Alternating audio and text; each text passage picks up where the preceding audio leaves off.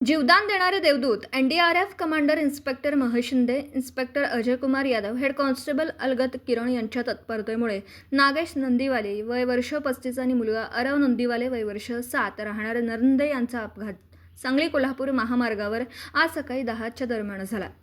त्या दोघांना रस्त्यावर पडलेल्या अवस्थेत पाहून एनडीआरएफ टीमने क्षणाचाही विलंब न करता ग्रामीण रुग्णालय हातकणंगले येथे आणून माणुसकी अजून जिवंत असल्याचं दाखवून दिलं। याबद्दल एनडीआरएफ टीमवरती कौतुकाचा वर्षा होताना पाहायला मिळतोय। यावेळी डॉक्टर सतीश कोंगनोळे, डॉक्टर वैशाली कोंगनोळे यांनी प्रथमोपचार करून तातडीने 108 रुग्णवाहिकेमधून CPR कोल्हापूरला पाठवून दिला। यावेळी फार्मासिस्ट संदीप पाटील, निवास कुदळे, अवताडे सिस्टर, शिपाई रोहन गवळी यांनी सहकार्य केलं।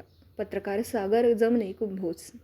आपला ते बरोबर कारण का त्याला जिल्हा असणार आहे कारण तो सेमी कॉन्शियस नव्हता, तो खूप शिकत नव्हता, त्याला नाव सांगता येत नव्हतं, त्याला कॉपरेट करत नव्हता तो, त्यामुळे आपण आता त्याला एक पब्लिक उपचार केले पण आपल्याला त्याला काय ब्रेनला इंजुरी नव्हतं आपण करू शकतो आणि CPRला पाठवतो। हां बोला। नमस्कार, माझं नाव इन्स्पेक्टर महेश शिंदे, मी एनडीआरएफ टीम कमांडर।